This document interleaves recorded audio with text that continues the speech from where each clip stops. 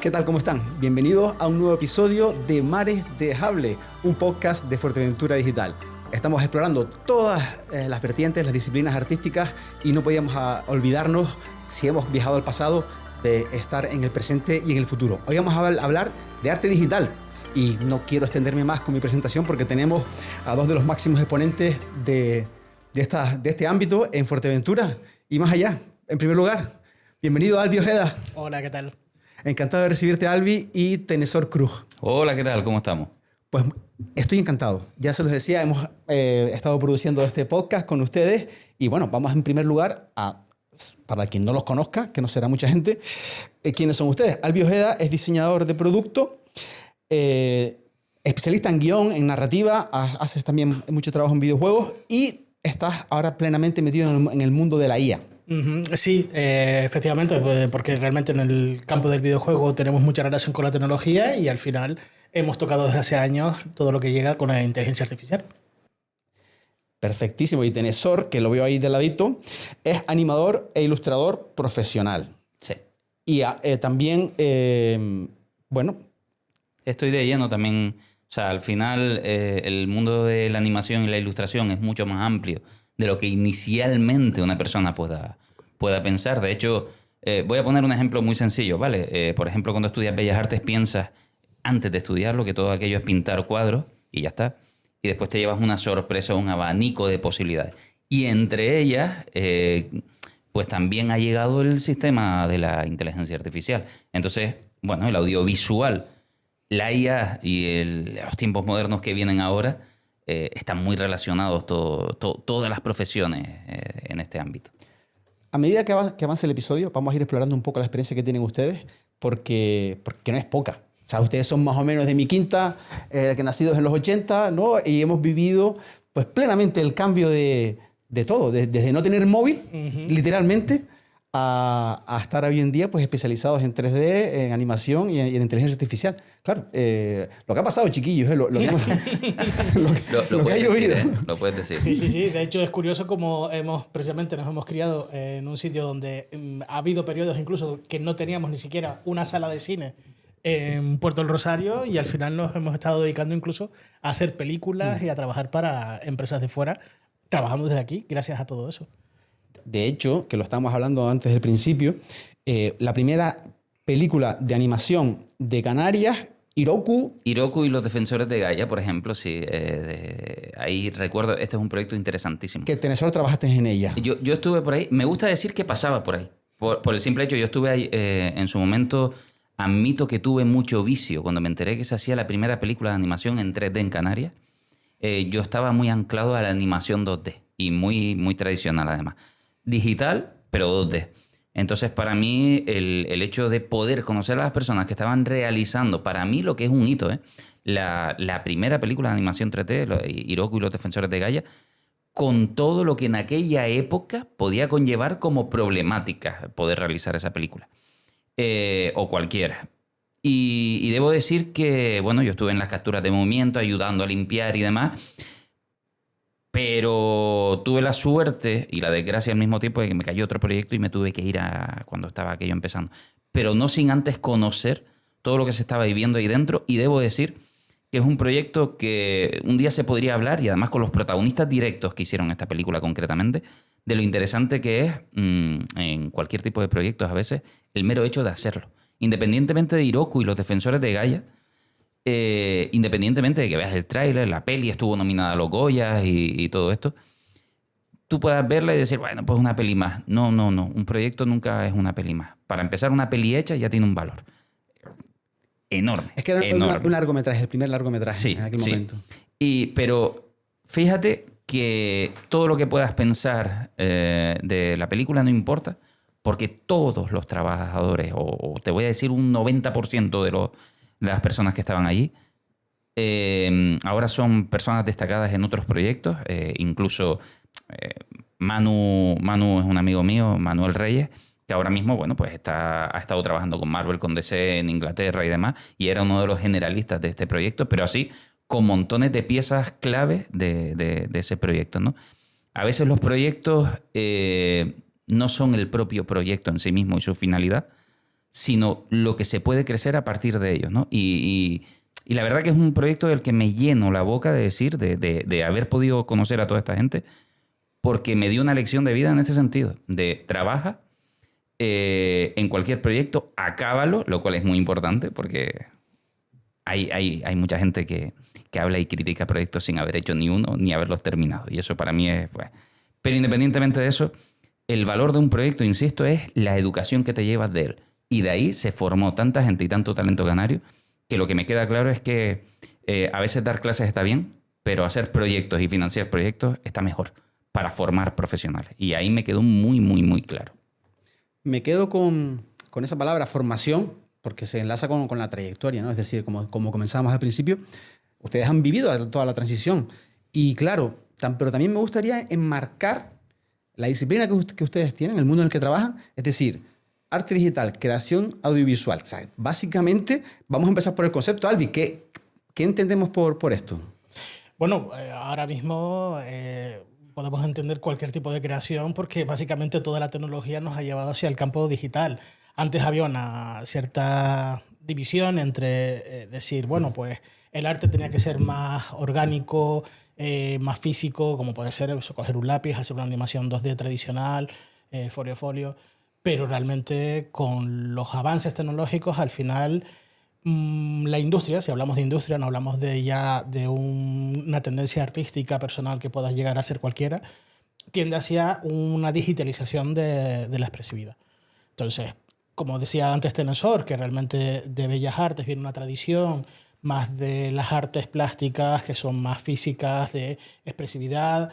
Bueno, pues resulta que con la industria, con la llegada del cine digital, hablamos del año 2003, más o menos, que es cuando empieza a entrar el vídeo, ya la industria que abandona el celuloide, de repente el ordenador es la pieza clave para poder crear y poder comunicar.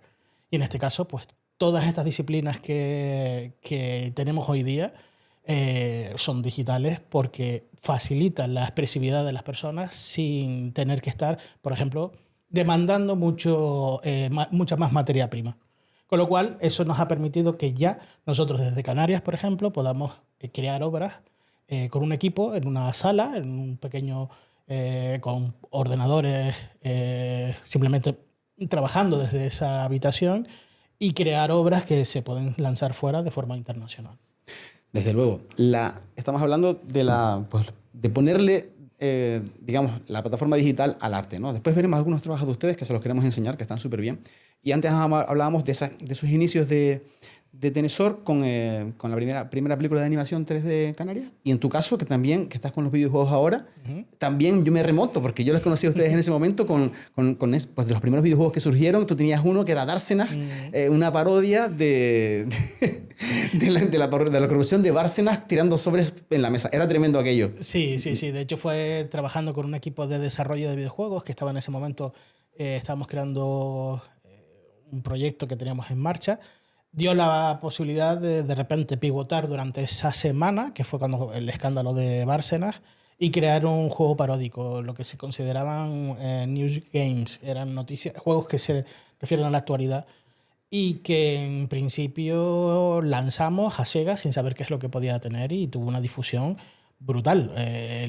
Estuvo presente en medios de comunicación, la gente iba en tertulias al mediodía en programas de televisión española, de Telecinco, de Antena 3, iban hablando del caso de Bárcenas y ponían de fondo el videojuego que estaba. ¡Qué bueno! Era un alcance de publicidad que era impensable para cualquier estudio pequeño. Y eso nos permitió a nosotros testear un poco no solamente el alcance de un proyecto de ese tipo, sino ver esa jugabilidad de cómo alcanzar a ciertos mercados y demás. Claro, les pido disculpas porque a lo mejor quizás me quería ir un poquito atrás y a lo mejor no estamos llegando al momento donde queremos ir, pero creo que es importante porque estamos hablando de que estos dos momentos iniciales en las trayectorias nuestras, mía también periodística, porque yo escribí sobre esos temas. Claro, han sido 20 años, pero la curva de este avance ha metido un acelerón brutal, ¿no? Entonces, ustedes dos están ahí, o sea, han podido cogerse esa cuesta porque la han ido subiendo. Es decir, ¿hasta qué punto la gente que se incorpora ahora tiene esas opciones? Porque ustedes son capaces de coger un Amstrad, pero, pero entonces, claro, están en el momento perfecto, ¿no? Y además también para la parte de interpretar, que yo creo que es interesante, de entender en el mundo en el que estamos, porque ahora de repente la IA nos ha atropellado, es que no tiene otro nombre, nos ha atropellado en 2 años, ha pasado de 0 a estar en todos los aspectos de nuestra vida, ¿no? Entonces, en primer lugar, la pregunta que me ha enrollado, como siempre, es esa. ¿Cómo han vivido esa transformación, Tenesor? A ver, para empezar, creo que hay gente atropellada y hay gente que ha sido atropellada y todavía no lo sabe ni siquiera. O sea, y eso ya es un problema. Pero está bien remontar y saber este tipo de cosas porque a veces es interesante saber qué queremos hacer. Por ejemplo, en mi caso, ¿vale? La animación y la ilustración nunca son palabras que para mí carecen de sentido cuando hay que... Claro, al final hay que ponerlo en un currículum o en alguna cosa. Pero en realidad hay un impulso que tiene un perfil de personas concreto, que es el mío concretamente, el creador de historias al final. Y el creador de historias creo que no se sube a ningún carro, sino que crea historias con las herramientas que va teniendo a mano. Y si hay que dibujarlas con una piedra sobre la arena se hace, si hay que dibujarla en papel se hace, si había que dibujarla en Photoshop se hacía, y si ahora llega la IA se hace. O sea, para mí, esa naturaleza, ese simple concepto, yo no soy dibujo. Yo dibujo, pero no soy dibujo. Yo animo, pero no soy animador. Yo soy alguien que cuenta cosas. Y a partir de ahí, la herramienta no la menosprecio porque hay que aprenderla, lleva una disciplina y lleva muchas cosas. Pero lo importante es si quieres contar cosas o no. Entonces, claro, cuando llega la IA, no es que uno tenga que agarrarse y esforzarse, es que uno de manera natural, que lleva mucho tiempo en esto, en diferentes tipos de proyectos, ya te digo, a mí me ha gustado trabajar en cortos en general, que he tenido la suerte de que han tenido mucho recorrido, premios en cómic, en videoclip. Es que, claro, y al final te das cuenta y dices, no, yo lo que quiero es crear cosas. Llega la IA y sin querer tú te das cuenta que estás creando cosas geniales.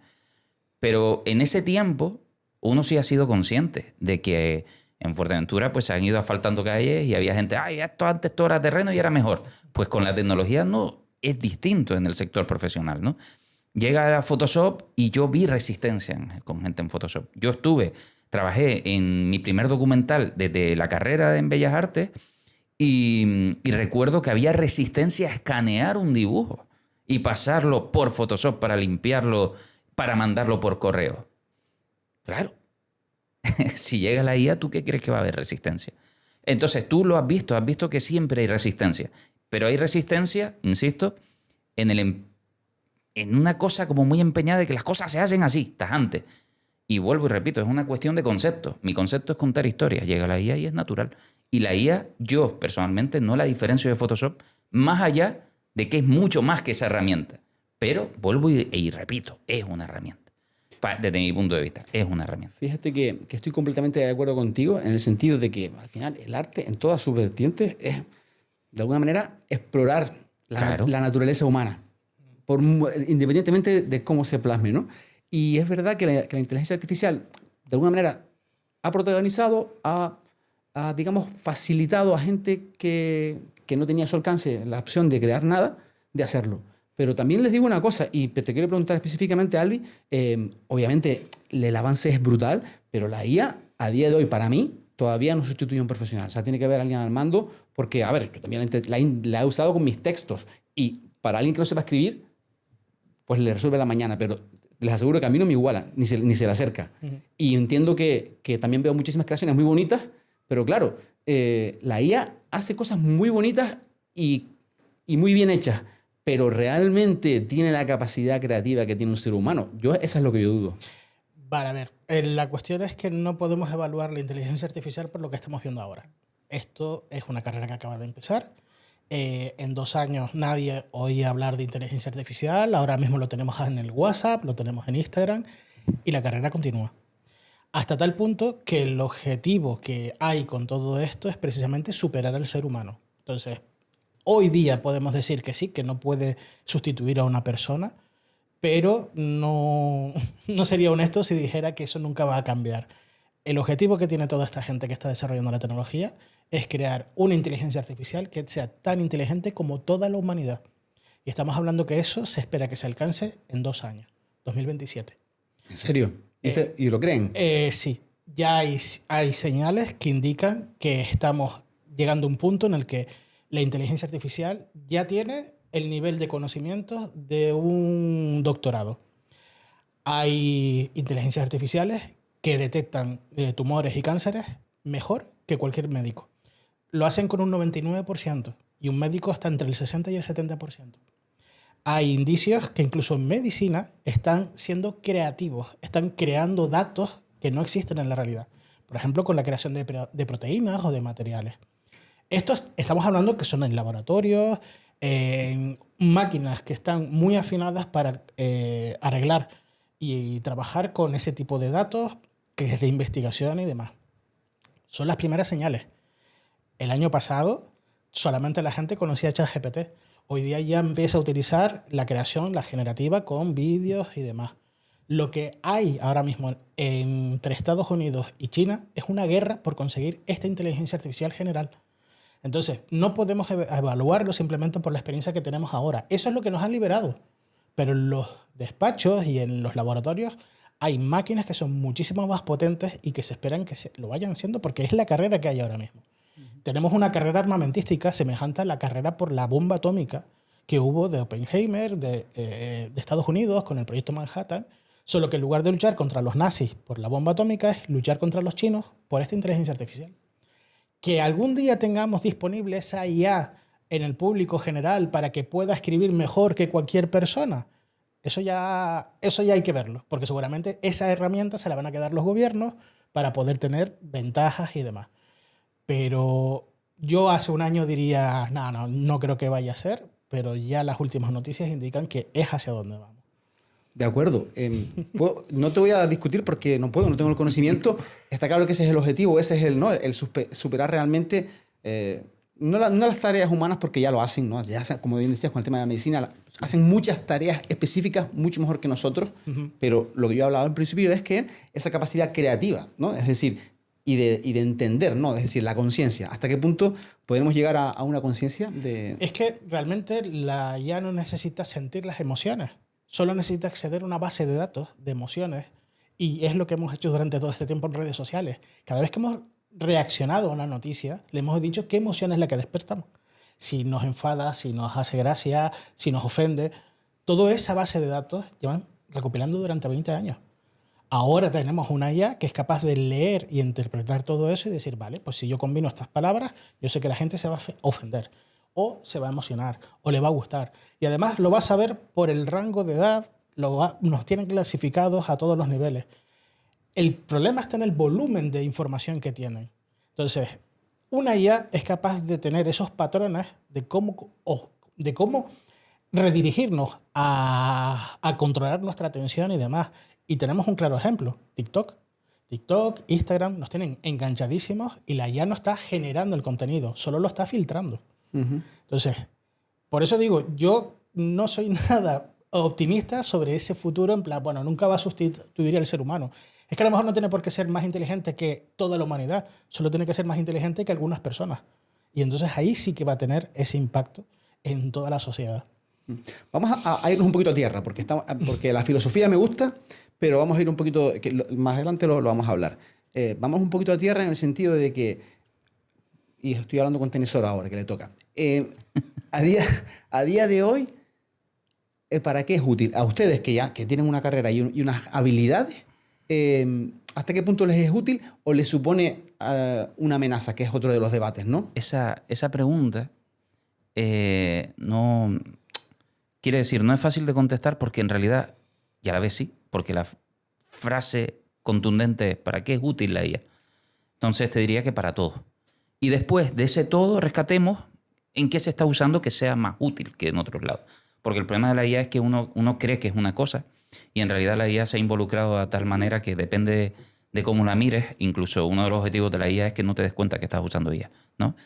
Entonces se está metiendo en todos los campos. Pero no estoy hablando a modo de amenaza, sino a modo de realidad.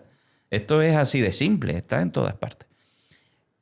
Realmente útil, vamos a hablar desde lo personal hasta lo profesional. ¿Por qué? Porque lo personal, Sam Altman, el creador de OpenAI, de ChatGPT, ya avisó y dijo, ostras, para su sorpresa, los jóvenes americanos, estaban apoyándose sus sentimientos en ChatGPT. Entendamos que la IA general no ha llegado. La IA como tal, la general no ha llegado, ¿vale? La que es capaz de meterse en todos los campos como lo haría un humano. Que tú sabes de una cosa, de otra, estamos teniendo una conversación aquí, muta tu cabeza y tienes ideas relacionadas con todo. Generalmente no está funcionando así. No es la IA general. Son IAs más específicas que poco a poco están relacionando bien sus campos, que es distinto. Y esto es lo que te dicen los expertos. De hecho, hace poco había un paper de Apple que decía, oye, todavía no es lo que dicen que es, ¿no? Pero independientemente de eso, fíjate que sin ser lo que es lo interesante, creo que la IA ha cogido el poder de entender algo que nosotros despreciamos a veces o no nos damos cuenta porque es muy natural en nosotros. El lenguaje es un hechizo mágico. Las palabras, las frases que se usan te pueden hacer sentir cosas. Y la IA, como lo ve desde el frío, es capaz de usarlas de manera conveniente y aportar sentimientos que no tiene. Entonces, ¿qué decía Sam Altman?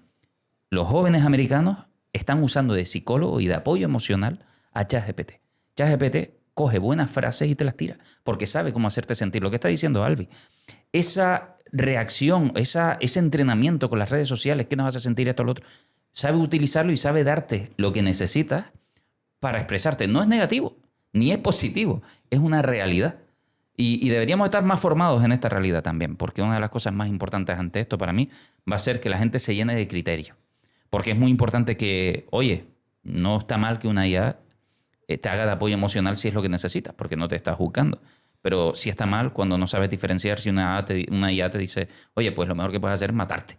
Parece una tontería, pero todos usamos Google Maps y sabemos que hay gente que se ha enriscado usando Google Maps porque no ha tenido sentido común. Imagínate el hechizo de las palabras de algo con lo que tú has empatizado, que él no ha empatizado contigo, tú con él sí. Y ahí está el peligro, ¿no? Eso es lo que decimos, que dices tú, no es creativo ya, pero se está metiendo en otro campo de una naturaleza sentimental que puede ser, vamos a decir, curiosa. Todavía no sé cómo definir esa, pero ya está ahí. Y es lo que hay. Y después está el profesional. En el profesional yo hablaría de que llega la democratización de un montón de profesiones. Y aquí entramos en un campo una vez más peliagudo, porque todo lo que podemos... Yo siento como artista, por ejemplo, que cuando yo he trabajado a papel y a lápiz y ahora trabajo con ella y papel y lápiz, lo mezclo todo en realidad. Parte del artisteo, como estábamos hablando antes, ¿no? Es ser un científico loco que va mezclando las cosas y va consiguiendo sus fórmulas y contar sus historias. Pero he visto una gran resistencia por artistas, como te decía antes, y que ahora si un artista ve a otro artista usar IA, lo machaca. Pero va en contra del mundo real, porque en el mundo real hay no artistas usando IA y se están elevando a una categoría, vamos a decirlo en likes si quieres, o económicos, están ganando mucha repercusión utilizando la IA como lo haría un artista, y el público general lo percibe pues como es un divertimento, se ríe con el contenido que estén creando y le está ayudando a elevarse en su materia. A un artista todavía creo que está como muy condenado a que otros artistas lo acepten por usar IA, ¿no? Está el campo así. Y sin embargo, a la vez, esto es curioso porque yo estoy convencido de que la próxima Marvel, DC o productora de cine importante va a ser un chiquillo en su garaje. En su garaje, que será su habitación, ¿no? Hoy en día. ¿Por qué? Porque el próximo Iron Man será una peli. Y a lo mejor una peli de 30 segundos, de un minuto o de una hora, de lo que él quiera. Pero va a haber sido hecha con IA. Y esa es la democratización. Si quieres contar cosas, lo vas a poder hacer a la altura del cine actual con no el esfuerzo, porque no, claro, es que lleva 50, 60, 100 personas realizar esa película, son un montón de puestos de trabajo. Es cierto, pero ¿dónde estamos? ¿En qué mundo vivimos? Son 100 personas porque hacen falta 100 personas. Si no hicieran falta, contratas menos. Llega la IA, no hacen falta, se quitan. O sea, quiere decir, no es que, aunque no llegue la IA, van a haber siempre esas personas trabajando en el cine. Cada vez que se pueda abaratar, se va a abaratar. Hay 100 personas por obligación. No porque les encante tener 100 personas, ¿no? No, por desgaste de la propia producción económica. No es otra realidad que esa. Entonces, cuando cualquiera que haya trabajado en el audiovisual ve un plano de IA, yo creo que ninguno de nosotros se quedaba con la expectativa en su momento antiguo. Vamos a decir que esto es muy antiguo. Cuando la IA te creaba cosas de 6 dedos. Ningún artista que le cueste un esfuerzo real trabajar, veía los 6 dedos, que sí, y decía, mira, tiene 6 dedos. No, lo que veía es, ostras, ¿a dónde va a llegar esto? Porque lo que sabe es que en segundos te daba un resultado que a ti te cuesta mucho. Y sabías que solo era cuestión de tiempo de que tuviera 5 dedos.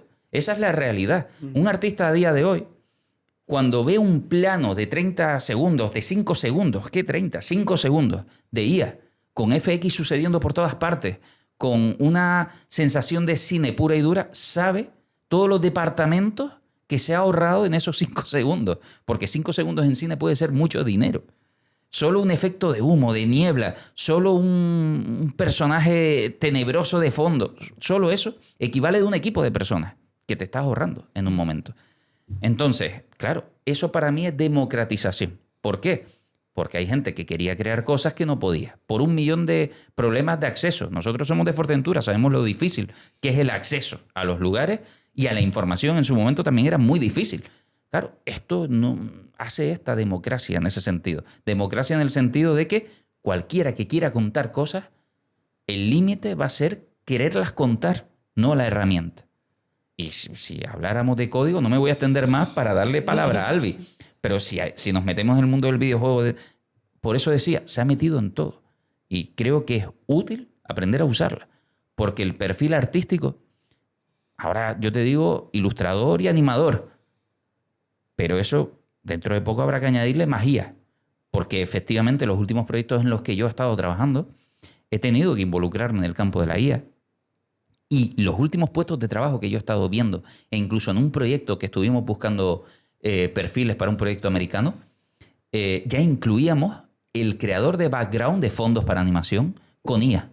Más un profesional de background de toda la vida que ayudara al de la IA. Pero esto no lo estamos inventando. En el sector japonés, en el anime, Sony ya tiene contratado un estudio exclusivamente para animación con IA, que quiere decir que lo va a sacar así del horno, venga, serie. No, va a tener supervisión, va a tener profesionales, pero hay grandes costos que te vas a ahorrar en tiempo con IA. Y es una realidad al final.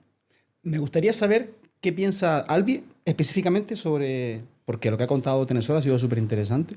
¿Qué piensas específicamente? Y después también te adelanto otra pregunta, porque hay una cuestión que me está saltando de algo que ya es posible. Es decir, como bien decía Tenesor, la IA mantiene una conversación fluida muy bien. Esa, por ejemplo, hay tareas que hace muy bien, que es esa.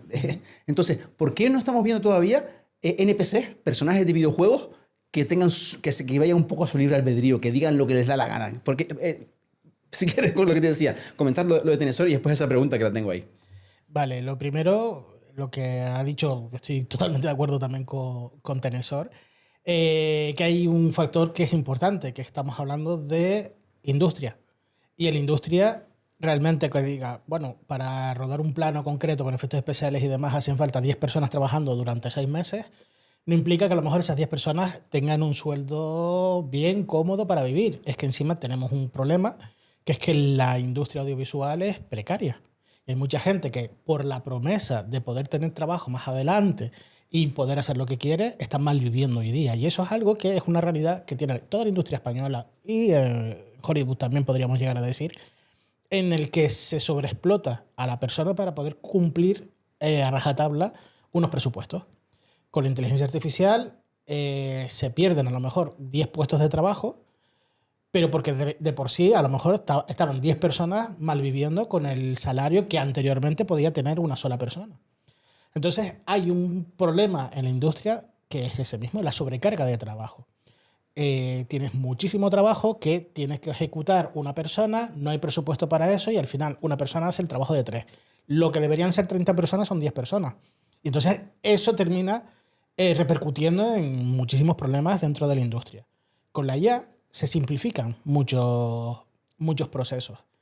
Y eso deja hueco para que de repente esas 10 personas que solamente estaban asignados para una única tarea, que puede ser crear ese plano, permite que esas 10 personas apoyados en la inteligencia artificial, cada uno esté generando su propio proyecto.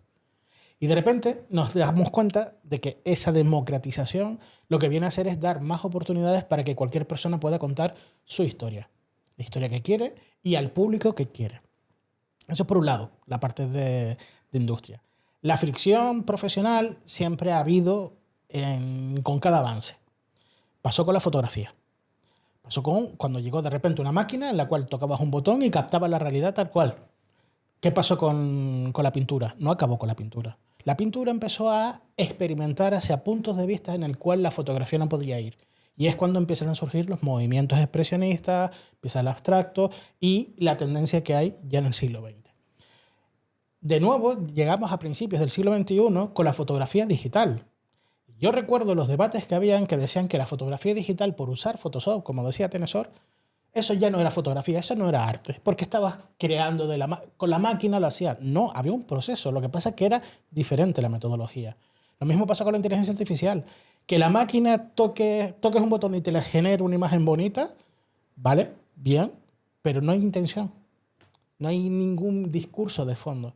Ahí es donde entra el ser humano, donde entra con la intencionalidad de generar y provocar ciertas emociones.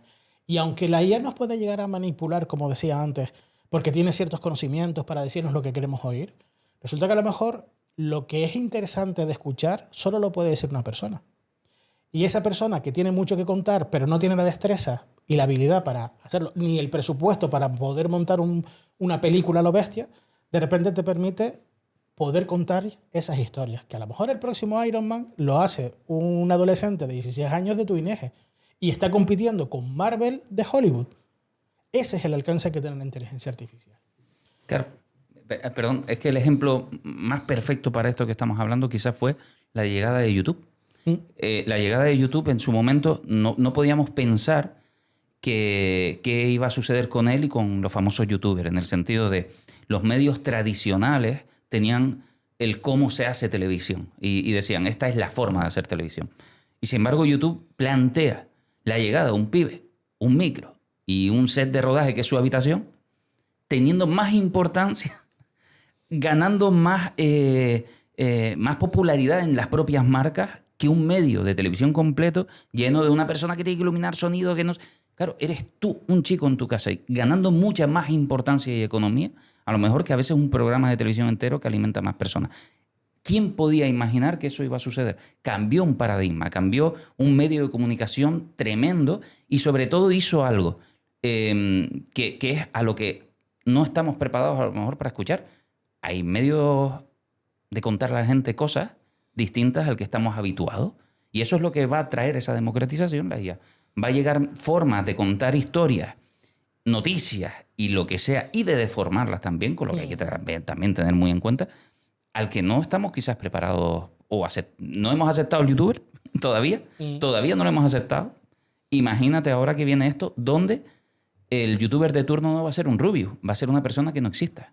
Y sin embargo va a tener más popularidad que una persona real. Bueno, eso está todo por ocurrir, porque es verdad que no siempre las previsiones se cumplen. No, ocurriendo, cuidado. Claro, pero lo que te quiero decir, por ejemplo, me parece súper interesante lo que están contando, sinceramente. Creo que está aportando un valor a este debate súper bueno, ¿no? Pero también no todo es oro lo que reluce y, por ejemplo, efectivamente, denostar lo nuevo porque cambio de paradigma no tiene sentido. Lo hemos visto en millones de ocasiones, pero también no siempre lo nuevo va bien. Quiero decir, por ejemplo, y te pongo el ejemplo clarísimo de los NFT, que se vendió como la panacea del cambio, de la democratización del arte y tal, y al final es una estafa pura y dura, es decir, no ha servido para nada, se ha venido abajo, porque se ha especulado, se ha utilizado de manera engañosa, como dicen los youtubers, estafosa. Sí, pero tú no fuiste de los que vio los NFT y dijo esto a dónde va y por qué. Yo no lo creía. O sea, el NFT concretamente nunca se entendió. No estamos hablando, por ejemplo, de un futuro revolucionario. Cada vez que se toca un futuro economizador nuevo es cuando podemos saltar todas las alarmas sobre qué tipo de estafa estamos hablando. Y los NFT concretamente era una manera, y es una manera a día de hoy, ¿no?, de tratar de decirte algo que ni siquiera convence sobre cómo generar una nueva economía. Y perdona, pero es verdad que cada vez que sale un nuevo modelo económico, yo me echo bastante para atrás y creo que es lo que debe hacer la gente. No porque no vaya a venir uno que triunfe, pero sabemos que si se juega con dinero a ese nivel y te dicen que esto a partir de ahora va a ser más importante que el dólar o que el euro, pues sospecha. Y trata de sospechar. Y el NFT jamás se llegó a entender. Si tú me lo tratas de explicar ahora, verás que no tiene peso lo que me vayas a explicar. Porque se trataba de explicar de que si yo le saco una foto a esta taza, esa foto tiene en digital un valor. Y dice, ya, pero ¿y lo puedo reproducir? Sí. Entonces, ¿por qué tengo que comprar el valor de una foto que tú dices que vale? Un dinero. No tiene sentido. No, pero es igual que una pintura. Es decir, una pintura... hay réplicas que son iguales, perfectas, pero no es la original, no la hizo el autor. Es decir, lo que te vendía el NFT, que tiene hasta cierto punto sentido, es lo que la unicidad, por así decirlo, es único, esa obra, y ¿sabes? Permanente, irrompible, porque es digital, ¿no? Entonces cada unidad tenía un valor, ¿no? Pero claro, era digital, no es físico, ya de por sí no tiene un valor. La cuestión de por qué surgió el NFT fue buscar la fórmula para generar escasez en el mundo digital. Y porque con la escasez es con lo que llega el valor. Fue una fórmula que el NFT tiene su funcionalidad, solo que se vendió precisamente para hacer estafas, básicamente. La cuestión es que lo normal es pensar, bueno, yo vi eso del NFT, vi lo del metaverso, ¿por qué la IA no es igual que eso? No es una burbuja. Simplemente por un simple detalle. Ni por los NFTs ni por el metaverso se unieron los sindicatos para proteger los puestos de trabajo. Claro. Eso es lo que está ocurriendo ya en Estados Unidos, además en el ámbito audiovisual desde el año 2023. Hay manifestaciones y huelgas para proteger puestos de trabajo, porque son sustituibles. El NFT no iba a sustituir a nadie. La inteligencia artificial ya tiene capacidad, ahora mismo, no en un futuro, de empezar a sustituir puestos de trabajo. ¿Cuáles? De momento los juniors, los becarios. Hay ahora mismo ya estadísticas que demuestran que las grandes empresas no están contratando juniors porque están yéndose hacia la inteligencia artificial. Entonces, frente a esa idea de que al final esto solamente es otra moda más, no es una moda, es una revolución. Es la cuarta revolución industrial. Sí, no quisiera denostarlo porque ahí estoy de acuerdo contigo. Cuando me hablas de esa carrera armamentística, estoy completamente de acuerdo contigo. Es decir, es la evolución natural. Esa inteligencia artificial que nos supere y sea consciente, el Terminator, ¿no? Lo que nos venía de la película, es una cuenta atrás. No sabemos cuándo va a ocurrir. Tú dices que en 2027, igual es mañana, no lo sabemos. Es una cuenta atrás y evidentemente. Pero claro, la democratización, ¿hasta qué punto? Porque es verdad que hay en esa campaña que a nivel de estados es armamentística, porque al final tiene un componente de dominación. A nivel comercial es acercarlo a la gente y tengo la impresión, tengo la sensación, y por eso se lo quiero preguntar a ustedes dos, de que se ofrece, de que se regala, ¿no? Como cualquier negocio que inicia, quiero decir, la utilización de la IA necesita un poder de computación y energético brutal. Y ahora mismo todos están dando gratis, ¿no? Y es un poco, corrígeme si me equivoco, esa posicionarse. Porque no te pueden regalar eso de por vida, ¿no? Entonces, pero a mí me cuesta dinero, ¿eh? O sea, de hecho, ya te digo que mi suscripción mensual supera la de Adobe, que mi herramienta de uso y trabajo y la única que yo pagaba era Adobe en su momento. Yo soy muy open source y puedo usar programas gratis porque vivo en un mundo donde el dinero no me gusta gastarlo, evidentemente. Y uso programas, pero a veces tenías la necesidad de pagar licencias. Y me sucede con la IA. O sea, a mí no me sale gratis la IA. Hay maneras, de hecho, de por suerte, democratizar la IA aún así a ciertos niveles. Igual, a ver, la comparación con la bomba atómica no es una comparación banal. Cuando Rusia y Estados Unidos discutieron sobre la bomba atómica, no solo discutían por la bomba atómica, incluso el cómo se iba a usar. Y todos sabemos que en Estados Unidos hubieron voces críticas, y en su momento Rusia también, sobre la liberación de la bomba atómica. No que fuera un secreto, sino que fuera para el mundo, porque era más seguro que tenerla escondida mientras cada uno se iba armando y viendo a ver cómo se iba a volver aquello más peligroso, ¿no? Y hay documentales y se ha hablado de esto muchísimo. Y con la IA estamos en el mismo punto. Por eso también es verdad, no llegamos a colocarlo como no es un eje de futuro, de qué pasará. Está ahí. Y el peligro está ahí. Y hay ahora mismo una conversación de IA, también la misma guerra, y es la que tienen China y Estados Unidos, en el que vemos cómo China dice, no por buenismo, otra manera de competir, se la voy a dar gratis a la gente de alguna manera, ¿no? Y Estados Unidos, no, de pago. Hay un sistema distinto en ese sentido, pero es verdad que nosotros, en esa guerra, en este caso, está más abierta y podemos aprovecharla. Tú puedes instalar una IA en tu ordenador que no te cueste dinero, gracias a esta guerra que ellos están teniendo, ¿no? Pero aún así no es gratis. A mí me cuesta dinero poder usar la IA. Y la democratización, sí. El proyecto Pink Noise que estuve trabajando con La Mola en su momento es un piloto de serie animado. Perdona que te corte, porque precisamente me has dado paso a otro bloque. Cada vez que salgo yo hay un bloque, que es el que queríamos tocar. Al principio hablaba, es que es difícil no irse a la parte filosófica porque es muy bonita, pero vamos a irnos un poquito a tierra y además yo quiero que la audiencia las conozca a ustedes a través de sus creaciones, ¿vale? Me estás hablando del proyecto de Pink Noise. Vamos a dedicar un poquito este apartado a enseñar lo que ustedes hacen y también, ya que estamos hablando de la IA, sobre todo Albi, para que veamos cómo se materializa. Vamos a verlo, si te parece, Tenesor, mientras nos lo comentas. Sí. El proyecto de Pink Noise, que lo tenemos aquí. Con La Mola Studio, que además está muy interesado, es un estudio, creo que mucha gente de La Mola trabajó en la película Robot Dream, o por lo menos la gente que estaba en este momento en el proyecto conmigo. Están muy interesados en la IA porque creen, y creen no, lo ven, les ayuda a formalizar partes de un proyecto que son muy tediosas. Son muy tediosas. Y a mí me llamaron para un proyecto que era Pink Noise Universe, porque está Pink Noise, el grupo de música, pero Pink Noise Universe es un proyecto que ellos tienen también muy loco, muy bizarro en el buen sentido, como a mí me gustan los proyectos, de hecho. Y en ellos están buscando cualidades de IA que ayuden en parte del trabajo, ya sea en storyboard, ya sea a formalizar partes del guión, a corregir partes de un guión. No están sustituyendo a un humano, están ayudando en ciertas formaciones. Te voy a poner el ejemplo de democratización. Yo odio a morir, vamos, pero te lo dejo claro, el código. Yo no quiero tocar el código, pero de toda la vida además, en mi sector siempre, en nuestro sector, siempre ha habido como un dogma que a mí me decían y me repetían, y es muy cierto. Si te gusta modelar en 3D, modela en 3D. Si te gusta animar, anima. No te metas en todo, ¿no? Pero todo esto ha ido cambiando. Y al final un artista es un poco de todo. Y la IA es un poco de todo también. Y yo me vi en este proyecto que se generaba todo en Blender, en un programa 3D Open Source. Y este programa tú lo puedes enriquecer escribiéndole código y añadiéndole add-ons, que es como añadirle extras al programa, ¿no? O simplemente crear código para formalizar cuestiones más genéricas para todo el proyecto, para todo el equipo. Y yo, por ejemplo, me encargaba de una de las partes del rig, de los huesos y demás, bla, bla. Lo importante es que el equipo de animación concreto era de Chile y ellos no habían visto en la vida el programa. Parte de mi tarea, sin querer, fue coger ChatGPT y crear código y script para Blender que le facilitara el acceso a Blender a esta gente que jamás había animado en un programa 3D y menos en Blender, para que se pareciera lo más posible a herramientas que usaban en otros programas que ellos... Y como yo conocía todos los programas, podía ir hablando con ChatGPT, porque esto es lo interesante de crear código ahora.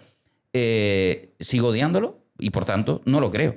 Pero sí tengo la capacidad de saber qué es lo que quiero. A veces es interesante.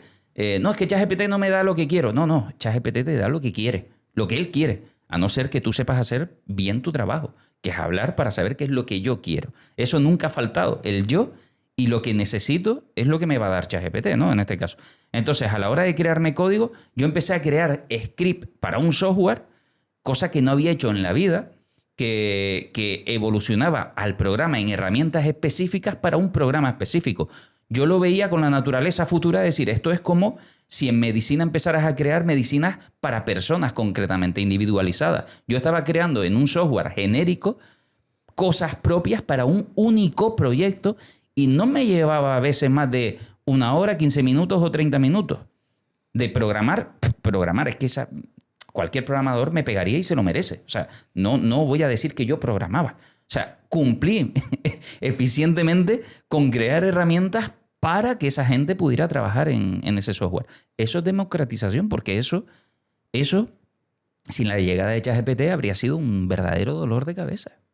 Es de locos. O sea, auténticamente de locos que se pueda hacer eso, ¿no? Y yo lo he usado también a pequeño nivel. Yo tengo un diario online y a veces pues hago código HTML que yo no sé ni lo que es. Claro. Pero me lo hace la máquina y, oye, meto mis fotitos, mis textos y tal jolín, y me ahorra un montón de tiempo. No escribe mejor que yo todavía, pero sí que me ayuda. Y en tu caso, Albi, vamos a ver algo tuyo, tía.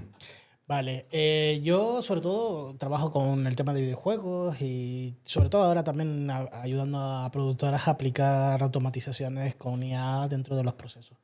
Entonces, todo lo que es respecto a guión, por ejemplo, a mí me sirve de muchísima ayuda analizar la opinión del público sobre juegos o sobre películas. En lugar de cosas que yo a lo mejor hacía y tardaba semanas recopilando las opiniones en foros, en críticas, todo ese tipo de información sobre qué es lo que ha opinado la gente de esas películas de referencia, ahora, gracias a la inteligencia artificial, puedo tener mayor alcance, trabajar con miles y miles de comentarios y encima no tengo que revisarlos uno a uno, sino que le puedo decir a la IA que me analice qué es lo que opina la gente en general, cuál es el sentimiento de opinión. Vamos a verlo, porque lo tenemos por aquí, si te parece. Uh-huh. Y Vale, por ejemplo, esta es una web en la cual yo no soy programador y me permitió crear una web que me permite analizar la opinión general de la industria audiovisual respecto a la inteligencia artificial. Normalmente los artistas suelen tener una postura en contra de la IA, pero cada vez más hay muchos profesionales de renombre que la están aplicando. Ya no solamente que la estén usando, sino que están invirtiendo en ella. Y esta web surge con ese espíritu precisamente, de recopilar cada opinión de sindicatos, de profesionales, de Hollywood, de España, de forma internacional, para tener un mapa de cómo se está implementando. Y así, simplemente escuchando qué opiniones tiene cada uno, encima te permite enriquecerte para decir, coño, pues es verdad, tienes razón, no estoy en el mismo bando, no estoy en la misma postura, claro, pero entiendo. Pero para entenderlo, por lo que tenemos aquí en pantalla, por ejemplo, Piotr Bienovich, Carlos Molinero y el Ministerio de Cultura tienen 3 colores. ¿Qué es lo que estamos aquí viendo? Por ejemplo, el primero adopta la inteligencia artificial porque ya ha utilizado la IA para recrear en un proyecto de docuficción. Carlos Molinero es el director del sindicato de guionistas y está en contra de la aplicación de la inteligencia artificial. Y entonces aquí vemos qué es lo que opina y por qué opina en contra. Y el Ministerio de Cultura ha permitido ahora lanzar en unas ayudas para el desarrollo de largometrajes, permite el uso de inteligencia artificial, pero limitado. Por eso es prudente. No es una adopción absoluta. Y mediante ese código de color nosotros podemos tener ciertos mapas simplemente visuales de ver cuál es el sentimiento, cuánto porcentaje y además en el tiempo, en la cronología. Porque no es lo mismo la opinión que podía tener el sector en el año 2023, donde todavía era muy pronto, a lo que está ocurriendo ahora, donde ya directamente, grandes nombres de la industria de Hollywood están hasta invirtiendo su dinero propio en empresas de inteligencia artificial. Y esto, para entendernos, tú has utilizado inteligencia artificial para que te analice esos lenguajes o esos posicionamientos y después lo ponga ahí, un poco para que se entienda, ¿no? Yo, la IA, en este proyecto lo que ha hecho ha sido crear la página web y organizarme toda la estructura tecnológica. Y el sentimiento, no en este caso concreto, lo utilizo yo cuando es datos mucho más masivos, pues para eso, para el tema de guiones y demás. Pero sí que me ha ayudado para poder establecer cuál es una tendencia. No es quedarme solamente con qué es lo que yo opino o yo, sino una vez ya tengo recopilado toda esa información, le digo, escríbeme un informe analizando cuál es la tendencia, cuáles son los puntos a favor, cuáles son los en contra, y entonces a partir de ahí me va detectando patrones que a mí me informa y yo puedo decir, oye, pues, vale, ¿esto es como el NFT o es realmente algo mucho más profundo? Y ahí, dentro de ese plano general, es donde yo puedo sacar conclusiones con información que de otra manera me requeriría meses de trabajo y de estudio. Quiero ver otro tema de los tuyos porque lo tenemos por aquí. Estamos en tu perfil de Instagram. Uh-huh. Sí, esto fue de un concurso, el primer concurso de fotografía hecha con inteligencia artificial, que es un concurso internacional que se celebró en Estados Unidos. Y yo quedé finalista con 2 proyectos, 2 fotografías, que era intentando recrear la vida artesana en África. Y al final, después se presentaron miles y miles de fotografías, habían 3 ganadores y varios finalistas. Yo quedé finalista y se hizo incluso una exposición en una sala de arte en San Francisco. El caso es que esta tecnología, cuando yo hice esto, estaba todavía en pañales. Parece una fotografía real y demás. Y en el momento, para poder llegar a sacar esta calidad fotográfica, había que trabajarlo porque se notaba muchísimo el trabajo, las texturas de plástico, las pieles que no eran muy artificiales, porque estamos hablando que esto fue a principios del año 2024. Ese mismo año se empezaron a sacar modelos que eran tan realistas que eran indistinguibles en fotografía de la realidad. Parecían fotografías de una red social. Entonces, el salto que está teniendo tecnológico es impresionante. Y si antes hablábamos de que los artistas podían detectar que era una foto de IA porque tenía 6 dedos, ya nos empezamos a encontrar ejemplos en vídeo, ya no en fotografía, sino que es más complejo en vídeo, que ya no se pueden distinguir de la realidad. Ya incluso en publicidad se están emitiendo en televisión anuncios que están íntegramente hechos en inteligencia artificial y no somos capaces de detectarlo. Fíjate que es un tema que quería comentar con ambos, porque si les digo la verdad, los efectos especiales, yo estaba un poco desencantado con el abuso en la industria del cine. Es decir, veías una película de Marvel que estaban en el espacio o estaban en tierra y todo eso, lo que hablabas de los generadores de fondos, eran demasiado artificiales. Es decir, se viene aquí Wonder Woman y rueda en las dunas, y el hecho de rodar in situ le daba ese toque de realista, de realidad, que no tenía cuando el decorado completo era digital, que a mí no me convencía, ¿sabes? Pero sin embargo, ahora sí que estoy viendo, cuando le dices, genérame una imagen, un video realista, sí que es la realidad. Es decir, ha superado al efecto visual, por así decirlo, ¿no? Entonces, bueno, ¿qué opinan al respecto? Es que es lo que quería comentar antes cuando decía que esto se trata de una revolución. No son herramientas que sirvan para... El objetivo de estas herramientas no es que podamos contar mejores historias y demás. Eso es secundario. El objetivo que tiene todo esto es crear una simulación del mundo con una copia 1 a 1 para poder entrenar a los robots. Entonces, si nosotros somos capaces de generar una imagen, un vídeo que sea indistinguible de la realidad, en ese entorno totalmente realista se pueden entrenar a los robots para poder hacer todas las tareas que quieren que hagan los robots en el mundo real. Por eso es el objetivo técnico de que sea indistinguible de la realidad. De hecho, si les parece bien, vamos a verlo, porque otro apartado que he visto que ustedes, y además también, vamos a verlo en la realización. Este es el perfil de Albi y está enseñando, pues bueno, esa creación, y al mismo tiempo los dos los tienen, ¿no? Este es Albi Ojeda, Albi_Ojeda, y creo que por aquí teníamos el de Tenesor. A ver si lo encuentro por aquí. ¿Cómo era el tuyo, Tenesor? Que después lo miramos. Es verdad. Tenesor. Ahora te lo abro, pero vamos a ir viendo esto por ahora. Ustedes hacen contenido divulgativo, ¿no? Que esa parte es fundamental también, ¿no? Es decir, no quedárselo para uno, sino también llevarlo al resto de la gente, ¿no? Aquí tenemos un vídeo tuyo. ¿Has visto qué es? Esto es una demo que estuve preparando para crear una isla virtual. Yo no sé escribir código. Y sin embargo, todo esto me lo hizo la IA con apoyo. Yo iba diciéndole que era lo que quería y me fue generando, a través de ciertos entornos que yo iba teniendo, me iba explicando qué era lo que tenía que hacer en el programa. Al final, en menos de 4 horas, de repente yo ya tenía un entorno de una isla jugable en el cual yo podía ir caminando con todo lo que yo iba queriendo que me fuera generando. Eso es el gran potencial que tiene también la IA. No es solamente lo que nos ayuda a nosotros a la hora de trabajar, sino lo que nos ayuda a hacer cosas que antes no podíamos hacer. Y cuando una persona puede hacer algo que antes no podía hacer, se le abren muchísimas posibilidades. ¿Cuáles son, Tenesor, esas herramientas? Porque vamos a verlo también en tu perfil mientras lo comentamos.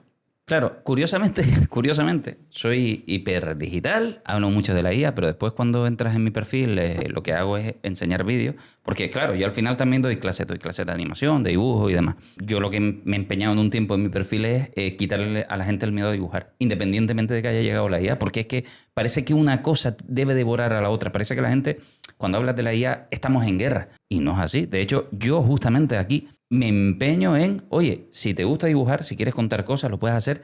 Te enseño a dibujar con paréntesis y a partir del paréntesis tener un montón de técnicas para crear lo que te dé la gana y crear historias, y te enseño lo que para mí son tips de dibujo que han sido fundamentales.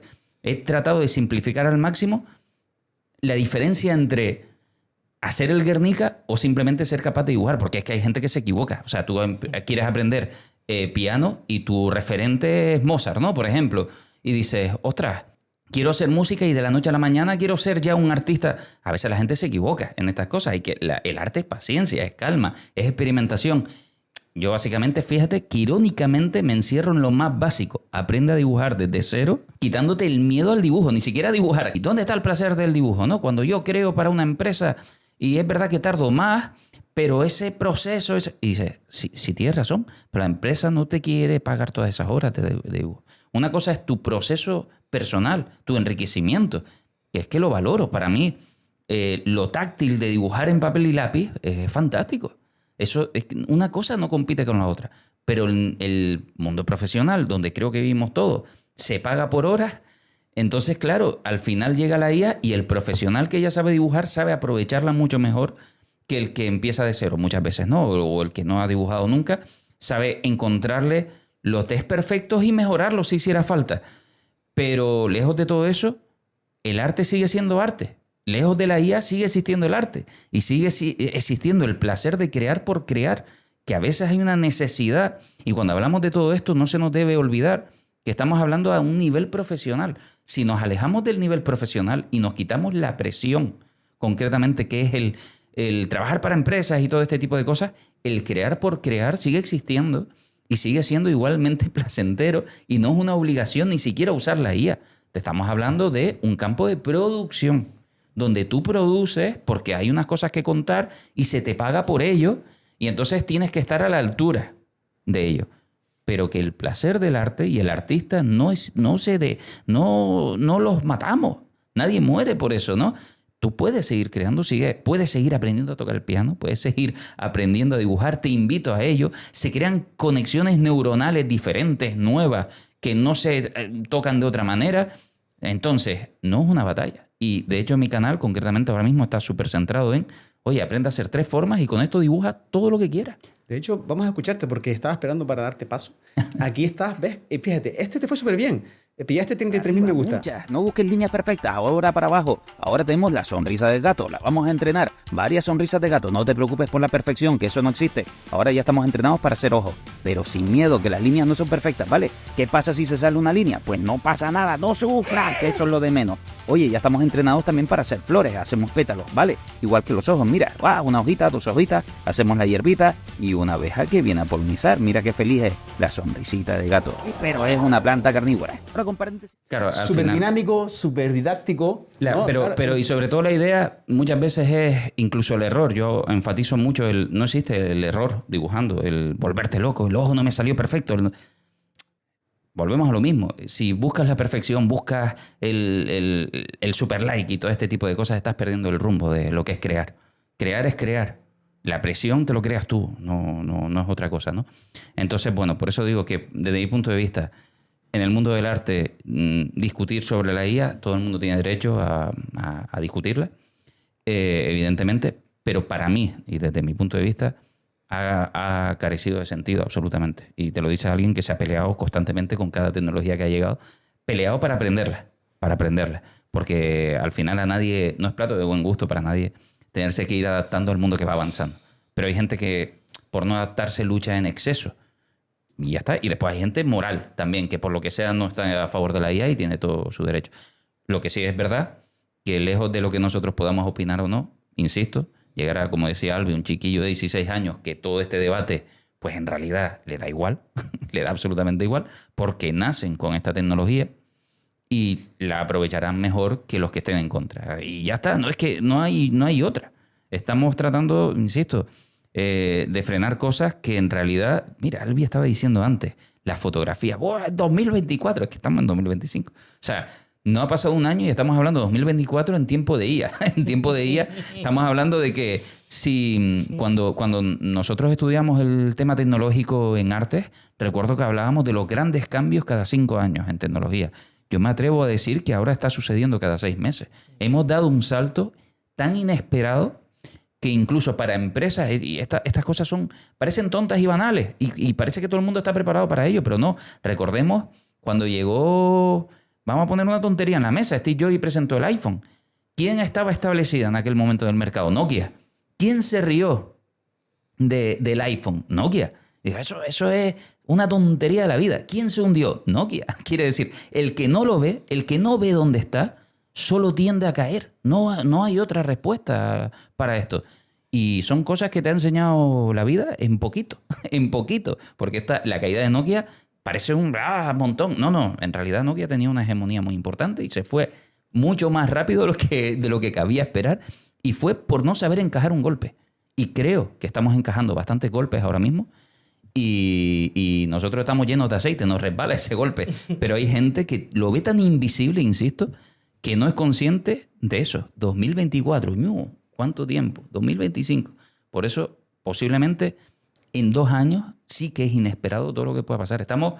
Y puede no pasar, y tiene derecho a no pasar. Incluso nos podrían proteger de que no pasara. Porque uno de los impactos, y eso sí, no se dirá que no ha sido por avisar. Las grandes tecnológicas, todas, en todas partes, que en diferentes países, lo han dicho. Prepárense para el desempleo. Y no ha sido por no avisar. Quizás no estamos siendo todo lo conscientes que queramos ser. Quizás tenemos... Me gusta hablar siempre, cuando hablamos de formas de pensar, me gusta entender que a lo mejor hay que cambiar el chip con algunas cosas. Cuando voy a hablar en mi lenguaje, en el de animación, por ejemplo, o el audiovisual de cine. Los japoneses, cuando piensan en robot y futuro, piensan en Astro Boy, y el pensamiento más americano es Terminator. Oye, en realidad la tecnología no tiene por qué ser negativa, es un punto de vista. Un robot te puede salvar o otro destruir. Tú verás cómo quieres ver de alarmante el futuro. Así de simple, ¿no? Es punto de vista. Albi, ¿tú qué opinas? Porque mientras también enseñamos que dentro de tu creación, también tenemos pues ese apartado de los cuidados. Aquí haces tú una recreación en tu Instagram y también vamos en ese sentido. El tema del trabajo, retomando un poco lo que dice Tenesor, la pregunta no es si la IA nos va a quitar o no el trabajo, sino cuándo. Porque eso es lo que quieren. Claro. Quieren crear esclavos digitales que hagan el trabajo de toda la humanidad. Eso no quita que de repente nos vayamos a morir de hambre, porque supuestamente hacia donde vamos es a un paraíso, por decirlo de alguna forma, al estilo Star Trek, donde de repente ya no hace falta trabajar para conseguir tener recursos, tener la comida, tener un techo y demás. Eso sería en el mundo idealizado, donde supuestamente viene desde Silicon Valley. ¿Cuál es la realidad? Ahora mismo a nosotros nos cuesta entender que es posible crear ese mundo. Si llegamos o no a esa utopía, está todavía por ver. Pero lo que tenemos que hacer es bajando a tierra qué cosas tenemos ahora mismo, y una de las cosas es, en este proyecto, lo que estaba planteando es la visión que tiene, por ejemplo, China con el tema de unos robots que ya lanzó en diciembre del año pasado. Una serie de robots que están pensados para el cuidado de gente mayor. Y precisamente tienen una gama de robots que acaban de lanzar que es para el cuidado de personas mayores. Entonces, dentro del ejercicio que yo quise hacer de fotoperiodismo de ficción, generando imágenes con inteligencia artificial, era plantearnos cómo será la España de dentro de 3 años, cuando ya los robots empiezan a integrarse ya en nuestra sociedad. Y en este caso era cómo los robots pueden ayudar al cuidado de personas mayores. Porque encima ya no es solamente el cuidado de personas mayores que pueden estar solas en su casa. Es que encima ya tenemos una generación donde ya no tienen hijos y no van a tener a nadie que les cuide. Entonces un robot puede ofrecer unas soluciones como tan simple como el sacar la basura todos los días, ir a por las medicinas, cargar con la compra. Son esfuerzos físicos que una persona mayor no puede hacer. Un robot sí. Y ahí es donde ya está implementándose.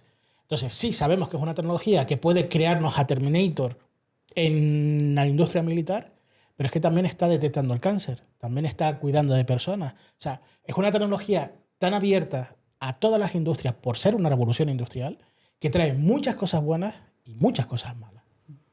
Sin duda, me acaba de volar el cerebro el concepto fotoperiodismo ¿cómo es? De ficción. De ficción. Toma. Fotoperiodismo de ficción. Es tremendo. Y ahí lo tiene, documentando lo que va a pasar. La verdad, perdón que me ríen, me ha encantado. Me ha encantado el fotoperiodismo de ficción. Chicos, se nos está yendo el tiempo que teníamos previsto. También hay que vender, es decir, vender. Ustedes, 2 personas a las que yo tengo en aprecio, en estima, que reconozco el trabajo, su trayectoria, un poquito con qué están ahora, y también es verdad que siempre que estamos aquí, pues hay que hacer un poco no digo de crítica, sino de, oye, reivindicar lo que tenemos en la isla y ustedes que lo representan, ¿no? En ese sentido, ¿qué echan de menos cómo están de bien y qué les gustaría que en ese sentido, no sé si es el apoyo o es el contexto. ¿Por dónde iría esa cosa? Alvin. Bueno, yo en principio, referente a todo esto que estamos hablando, yo echo de menos más divulgación acerca de la inteligencia artificial para enseñarle a la gente de Fuerteventura no solamente cómo se puede beneficiar de todo ello en su día a día, en su trabajo y demás, sino estar preparados para lo que viene. Y lo que viene va a ser caótico. No voy a decir que sea bueno o malo, sino que va a ser, de repente, un caos. Y ahí habrá gente que saque mucho beneficio y otra gente que se vea, digamos, acorralado y en apuros. Entonces, echo de menos que haya más divulgación y haya más formación en muchos aspectos. Pero ya no solamente en Fuerteventura, sino en general en España e incluso en Europa. Porque hasta que no empiecen a surgir los problemas, parece que no vamos a querer enfrentarnos a ello. Ese es el problema. Nuestra función ahora mismo, estando aquí, hablando contigo, precisamente es intentar divulgar acerca de todo lo que viene, para que la gente al menos, por su cuenta, coja y se instale ChatGPT en el móvil, que es gratuito, tiene una versión gratuita para empezar a hablar y empezar a utilizar la herramienta. Y ya solo con eso van a empezar a estar preparados para ese mundo que viene ya, ahora mismo. ¿Tresor? Un poco lo mismo. Yo no dudo de la capacidad o el interés que haya de querer divulgar sobre la llegada de la IA, ¿no? Pero eso no quiere decir aún así que no haya una carencia importante en esa divulgación. Creo que además la IA tiene un problema, como ha habido en muchos casos, y yo lo asimilo, como en mi campo, el de la animación.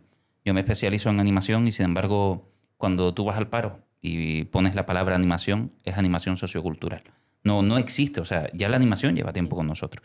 Y, sin embargo, yo no me puedo ofrecer como un profesional de animación en el paro, ¿no? Por decirlo así. Eso quiere decir que no estamos muy reglados con una profesión como era la animación, que no es de ayer. Pues imagínate qué va a pasar con la IA. Fíjate que yo pensaba... Ahora estamos llenos de falsos expertos y eso es un problema. Eso es un problema gordo, pero fíjate que yo pensaba que un buen animador, un buen programador, un buen... O sea, hay falta todavía en el mercado, ¿no? O sea, es verdad que las tareas más básicas las está quitando la IA, pero, jolín, yo creo que perfiles como el de ustedes son necesarios, ¿no? Y que todo el mundo que tiene un conocimiento en este ámbito, no creo que le vea mal. ¿Ustedes qué opinan? Yo, para terminar con lo que estaba diciendo y tiene que ver con todo esto, creo que cuando hablábamos de divulgar, en mi caso concreto, yo me empeño mucho y vuelvo a repetir, y repito la palabra que dije antes, criterio. A veces no es divulgar sobre IA, sino sobre su impacto. No es, está ya GPT, no. Vamos a intentar meter desde ya el criterio suficiente para comprender además cuándo no es usar la IA, es saber cuándo se está equivocando, es saber cómo corregirla, es saber, eso sí, cómo beneficiarme de ella, cómo hacer, mi cuenta fiscal del año, cómo apoyarme en cartas de Hacienda que no comprendo. Todo eso te puede echar una mano, ¿no? Pero independientemente de cualquier cosa, creo que estamos perdiendo una oportunidad que cuando, como dice Albi, hasta que no nos golpee no nos vamos a dar cuenta, y creo que ya deberíamos estar hablando, vuelvo y repito, del criterio, algo que hemos perdido a veces en el aula. Las clases no es que estén mal, no es que se estén dando mal, pero creo que a veces se ha perdido el criterio de las cosas, de saber distinguir, de saber comparar y de saber contrastar. Hasta la IA hay que contrastarla. Y a veces estamos dándola por hecho. Y me recuerda a los 80, 90, donde nos quejamos de la televisión. Si sale en la televisión es verdad. Estamos cometiendo el mismo error. Si sale en la IA es verdad. ¿Qué faltó en los 80, los 90? Criterio comparativo. ¿Qué va a faltar con la IA? Desde mi punto de vista, criterio comparativo. Ya les digo que yo no me fío ni un pelo, ¿eh? O sea, ni cuando le encargo un resumen. Ya no digo redactar. O sea, cuando tienes un documento enorme, que le pides a la IA el resumen, claro, y después buscas los términos clave para verificarlo. Y no me fío ni para nada. Sí. ¿Sabes? En plan, porque es que si no, no lo estás haciendo bien. O sea, tu credibilidad está por encima de la de una IA, ¿no? Y con respecto a lo que comentaba Tenesor, claro, sí, ahora de repente hay 3.000 influencers que se dedican a eso. Mira, tenemos una nueva herramienta, no sé qué, te sacan una herramienta nueva que te la ponen gratis no sé cuánto y se dedican a crear contenido masivamente. Tienen esa habilidad de, oye, te dan un vídeo picadito de tal y están viviendo de eso. Uh-huh. Pero claro, desde luego, ni tienen criterio, ni tienen conocimiento y es que ya la palabra que llamaría son charlatanes, básicamente, ¿sabes? Y claro, pero nosotros, los tres que estamos aquí, somos profesionales cada uno de nuestro medio. Pero el público, igual que la información en animación, tampoco la hay en comunicación, en mi ámbito, y mucho menos en inteligencia artificial. Es decir, hay una desprotección también del público, ¿eh? No podemos tampoco llamar ignorante al espectador, ¿no? No es llamar ignorante a nadie. Por eso decía enseñar criterios. Es justamente por no llamarlos ignorantes. Porque el criterio nos puede defender de algo. No es futuro. Lo que te voy a decir ahora mismo ya. Hay personas creadas virtualmente, con vídeos creados, personas que no existen, que están teniendo mucha repercusión sí, en redes sociales, muchos seguidores, y están lanzando los mensajes que quieran lanzar a diestro y siniestro de cualquier interés político, de cualquier cosa, de las que evidentemente mucha gente está desprotegida porque ni siquiera tiene el criterio de entender que eso es IA. Hay ya hay modelos IA, hay OnlyFans IA, o sea, el mercado de lo que no existe ya está metido. Y ese mercado gana popularidad y ese mercado sí que es una persona que tú te has inventado, tú has fabricado y no tiene moral para decir lo que tú quieras fabricar. Entonces, tenemos que estar más protegidos de todo esto. Pues fíjate que en la realidad ahí lo que hay es un nicho. Igual que ustedes dos están enseñando en Internet. Es decir, tu credibilidad, la persona que se crea una reputación, pues puede servir para contrarrestar todo eso. Es decir, a lo mejor no te fías de los medios, pero te fías de alguien que lo ha analizado por ti y te dice, mira, esto sí, esto no, esto es tal. Entonces ahí, pues mira. Hombre, sí, los líderes de opinión siempre han estado algo en los medios de comunicación y demás. Esto lo que plantea es un escenario donde cualquier persona, desde su casa, si tiene criterio y tiene análisis y tiene conocimiento, puede convertirse en líder de opinión. Que además va a favorecer otra cosa, que es el contacto humano, porque ya no te vas a fiar de lo que te diga cualquiera en Internet, que puede ser falso. Entonces hay una tendencia que va a crecer en los próximos años, que es el hecho de el evento en físico, donde la gente va a comprobar que esa persona de la que hayas escuchado esas ideas es real. Fíjate. Entonces vamos a empezar a ver muchos cambios que hay por ahí, en lo que hemos dado por sentado muchas cosas de los últimos años, pero que va a ser muy diferente el mundo que viene en el futuro. Tenemos que prepararnos y estar muy atentos a todo lo que está pasando. Yo les invito a toda nuestra audiencia a que los conozcan su trabajo. Hemos visto sus perfiles. Albi Ojeda y Tenesor Cruz, dos creadores de Fuerteventura, del mundo digital, con una trayectoria a sus espaldas, pues yo creo que incuestionable, y que además pues da gusto escucharlos. Da gusto escucharlos porque precisamente hemos entrado en las entrañas del significado de lo filosófico y creo que ha sido muy interesante. No puedo sino darles las gracias a los dos, Tenesor. Gracias por estar aquí. Gracias. Y Albi, muchísimas gracias. A ti. Y mucha suerte. Mucha suerte con todo. Muchas gracias. Y a ustedes también, muchas gracias por estar aquí como siempre. Nos despedimos en este nuevo episodio de Fuerteventura Digital y bueno, nos veremos en el siguiente.